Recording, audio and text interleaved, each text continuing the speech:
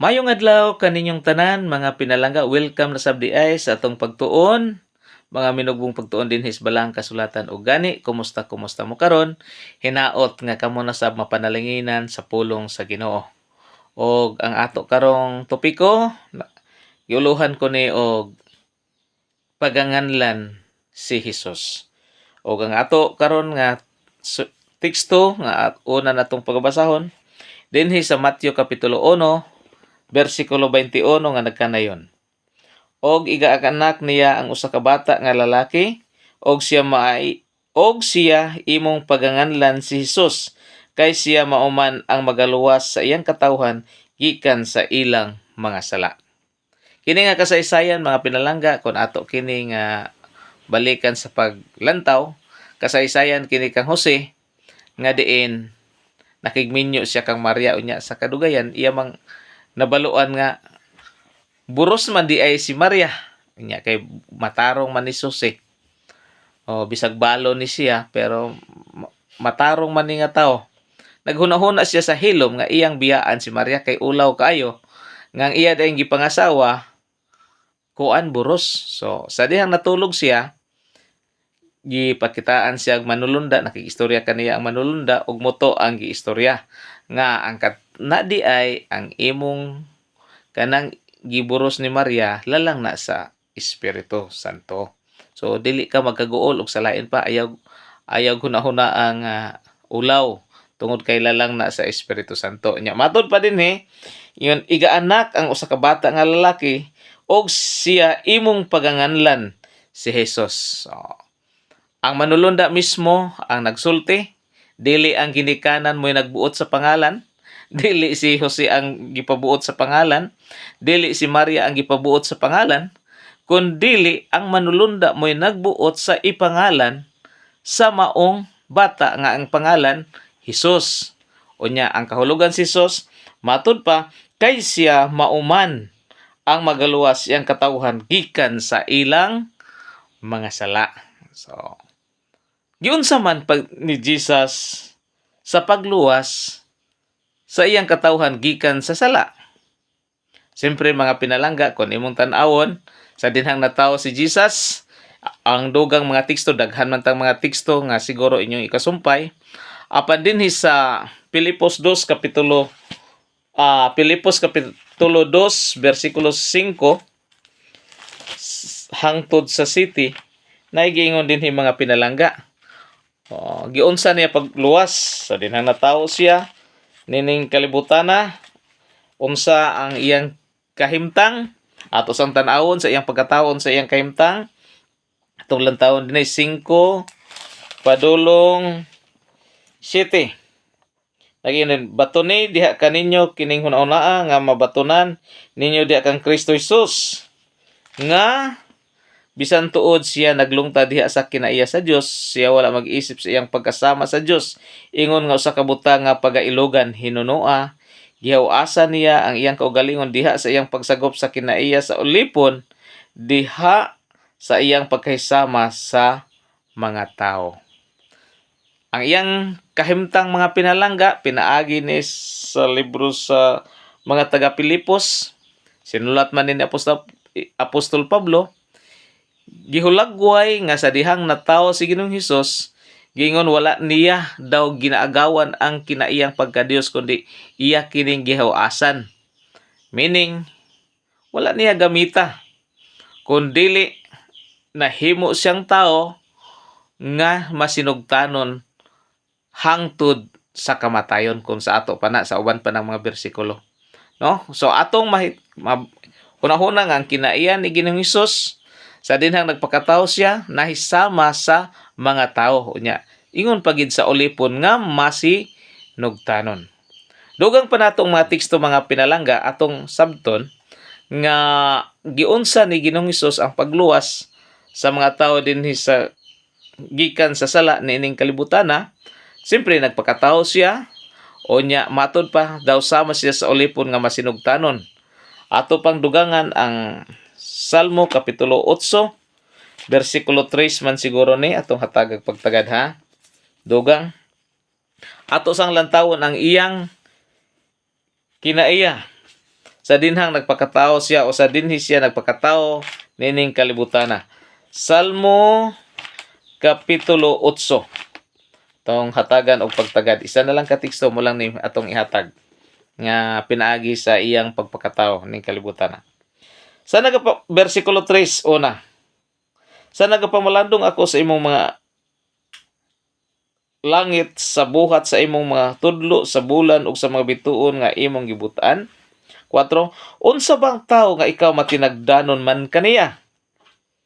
Ug ang anak sa tao nga ikaw nagduaw man kaniya. 5.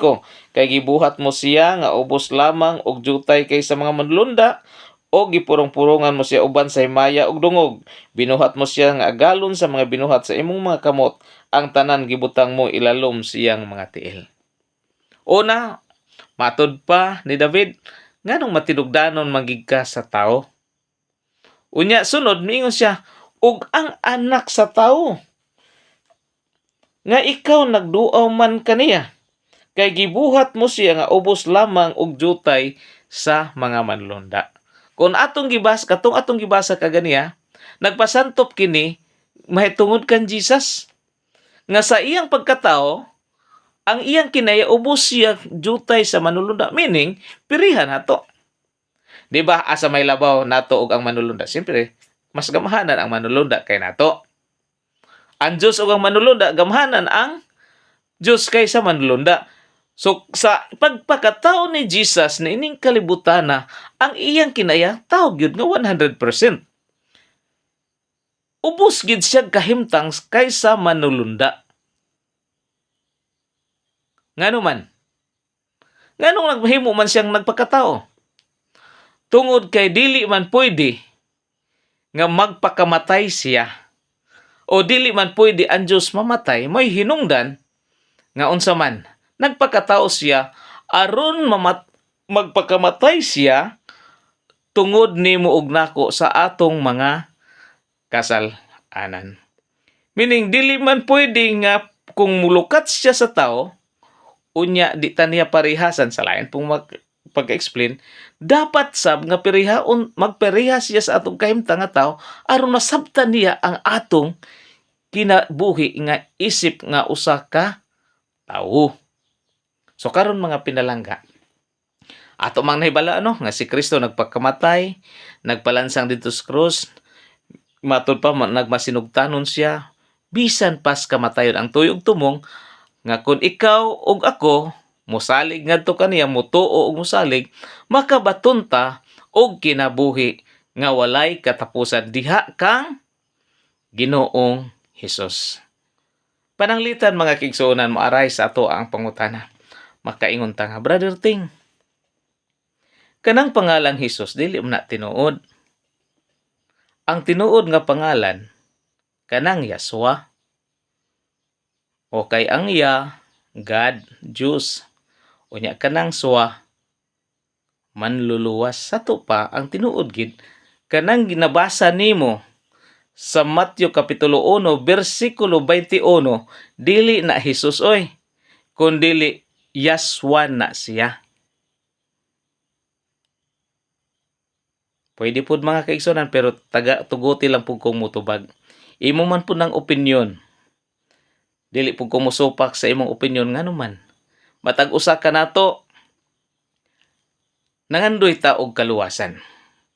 Panalang sab kanako, tuguti sab ko nga mohatag pud sa kong opinyon nganong Hesus ang akong gituuhan 100%. Mo'y pangalan, ang iyang pangalan, tungod ni ini nga mga rason.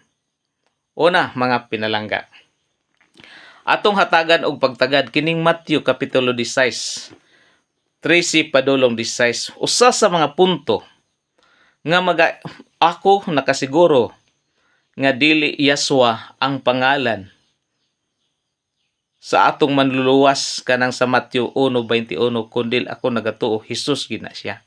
Ngano man?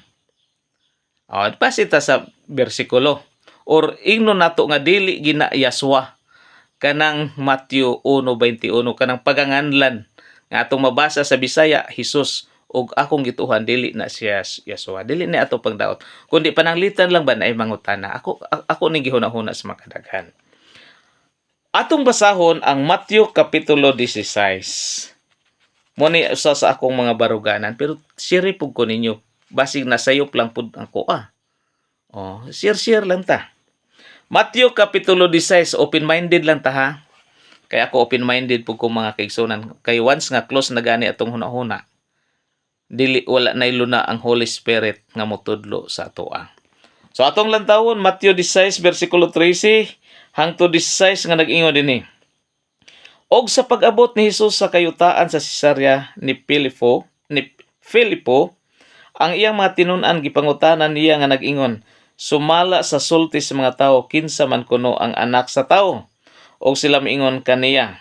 Ang uban nagaingon nga si Juan nga Bautista kuno. Ang uban nagaingon nga si Elias kuno.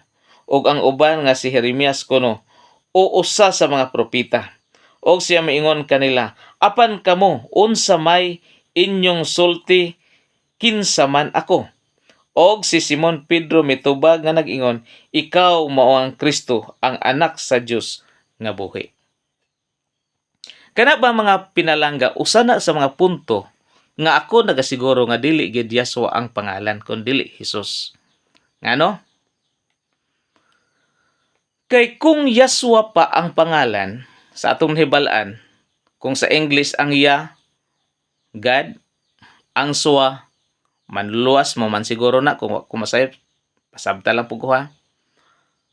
Nganong nangutana pa man si Kristo, nganong nangutana pa man si Hesus, ngadto iyang mga tinun-an, kinsa man ako? Kay ang uban nag-ingon ako propeta, ang uban ako si Jeremias, ako si Elias, ako si Juan Bautista. Apan kamo kinsa man ako?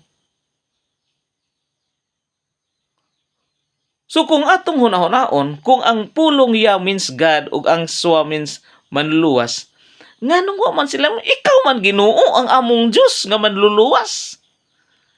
Diba? Nganong wala man mo ingon ana? Hiningon man ikaw ang Kristo, ang anak sa Dios. Kana klaro kaayo kun atong pamalandungon nga dili gyud mao ang pangalang Yesua kanang 1:21 sa Mateo. Sunod nga pagpamalandong nato mga pinalangga. Kining Juan 10:30 hangtod sa 33. Muni siya sa mga akong gipamalandong nga magaingon gid ko ang Hesus gyud muni siya ang Tinuod, dili nang Yesua kung atong lantawon kanang Matthew 1:21 ano man. Ang Juan Kapitulo 10, kini Juan Kapitulo 10 bersikulo 30 hangtod 33 na dinhi ingon siya dinhi, ako ug ang amahan usara. Unya ang mga Hudiyo namunit na usab og mga bato aron ilang ilabay kaniya sa pagpatay kaniya. O kanila si Jesus mitubag nga nag-ingon, gipakitaan ko kamog daghang mga maayong buhat nga gikan sa amahan. Unsa ba niining mga buhata ang hinungdan nga tungod niini inyo akong pagabatuon? Kaniya mitubag ang Dios ang mga Hudiyo nga nag-ingon, batuon ikaw namo dili tungod sa imong pagbuhat og maayo, kun dili tungod sa pagpasipala batok sa Dios, kay ikaw nagpaka-Dios nga tawo karaman unta. Karon mga pinalangga, kung atong lantawon, si Jesus nag-ingon, ako ug akong amahan usara. Dili usa og lawas, kundi usa sa plano sa kaluwasan, usa sa tumong sa kaluwasan katuyuan ba? Pira ba pag-ingon, kining lalaki ug babay mibiya silang ginikanan aron silang duha mahimong usa, dili mahimong usa ka lawas, kundi usa sa katuyuan, usa sa plano. So pag ingon ni Jesus, ako ug akong amahan usara, so sa katuyuan og sa plano sa kaluwasan nag-usa gid sila, naghiuyon. Sa ato pa nagpasantop kini nga siya usab anak sa Dios. Unsay gibati sa mga Hudiyo, namunit og bato gibato siya. Unsa may rason? Tungod ba sa maingbat ingon ang mga Hudiyo dili? Kun dili ikaw nga tawo ka lamang nagpaka Diyos. Wa gani siya muhisgot og ako Diyos. Ingon lang siya, ako ug ang akong amahan, Diyos, usa lamang kami.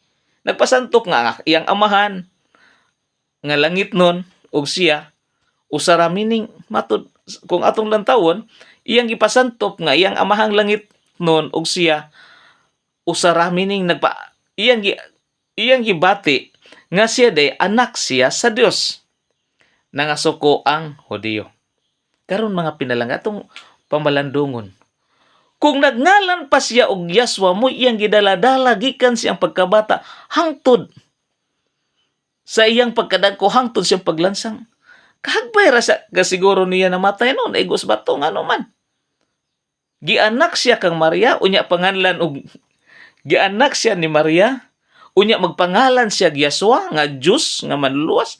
Hagbay rang batuhon siguro tungod kay nagklaro kayo mo yun. Ako si Yaswa, meaning, kinsa may mutuo nga gianak man siya. Nakuha ba ninyong punto mga kaigsunan? Nasukugan ning Hudiyo nga mayon ako ug akong amahan usara kay giisip sa mga Hudiyo nga si Kristo nagpakadios o si Jesus nagpakadios.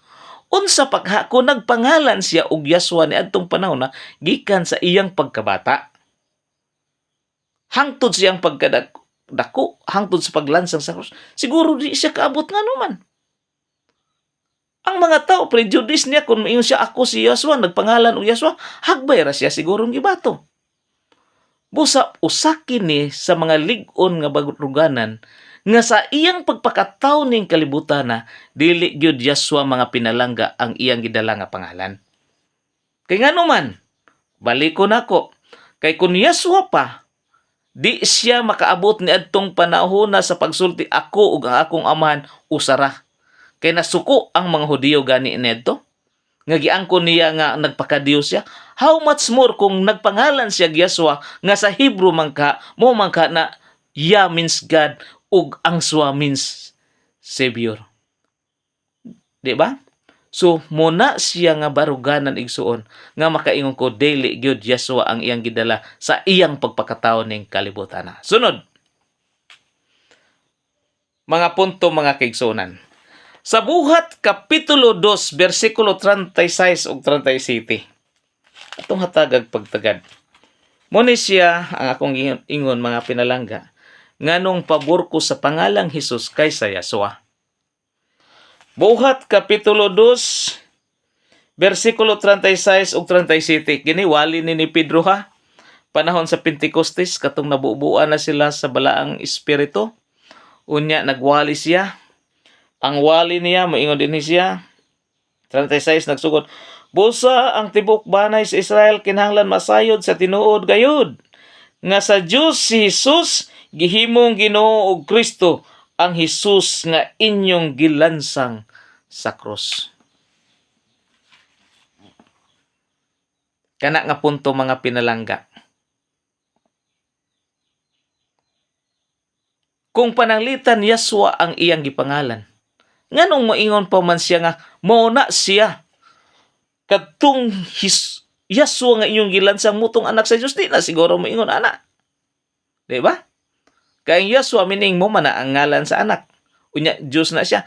Kung kana nga punto siya mga kaigsuonan, dili na muwali si Pedro mga moingon nga kinahanglan masayod ang tibok Israel, tibuok banay sa Israel kinahanglan masayod sa tinunod gayud nga sa Dios si Jesus gihimong Ginoo og Kristo, ang Hesus nga inyong gilansang sa krus. Dili na siguro mo ingon ni ana. Kung Yaswa pa ang iyang pangalan, ano man, klaro naman kayo, apan dinhi gipasantop gayud ni Pedro nga kadtong Hesus nga gipangalan siya ha sa manulunda nga inyong gilansang mao baya to ang Kristo, meaning mao baya to ang Misaya. Muto nga sa pagkasabot nila sa minsay, nangonsulta sila unsa man among buhaton. Diba? Sunod mga pinalangga. Last na siya. Kung ang ya means God, ang swa means Savior, ingnon ta ana, momangka na siya. Minus man ko sa Greek ha. Ingnon ta lang inana. Sa to pa, kung muna'y iyang gidaladala, sa pag-anhin ni Jesus, nining kalibutan na kay Jesus man sa mo, sa inyo ni Yaswa man, panalitan ingnon ta lang ana, sa panalitan na yung pangutana ba? But sabton, nga ang Diyos nga manluluwas, mamatay di ay. Diba? Pwede ba di ay mamatay ang Diyos? Dili oy, mobitaw nagpakatao siya. So, kana nga punto igsoon, ako makasiguro gyud nga dili Yaswa ang gidala niya diri.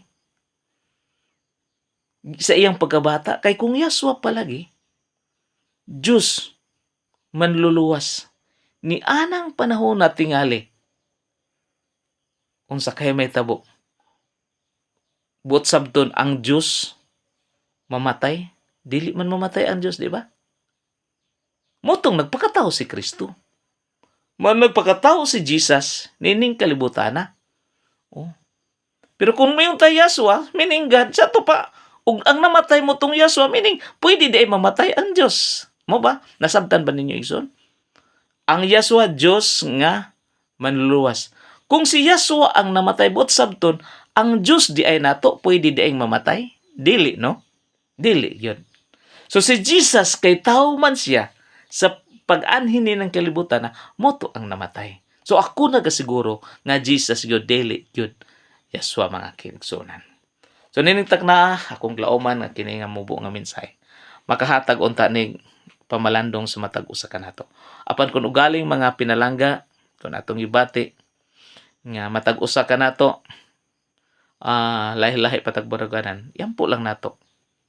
Iampo lang nato mga pinalangga. Kaya ako nagasiguro nga ang Diyos nato kung kita naningkamot gid sa tinud-anay may tungod sa kaluwasan, siya dili mohikaw kanato sa mga kamatuoran nga naghatod kanato sa kaluwasan. Dalay ko ng Diyos og maayong adlaw kanatong tanan.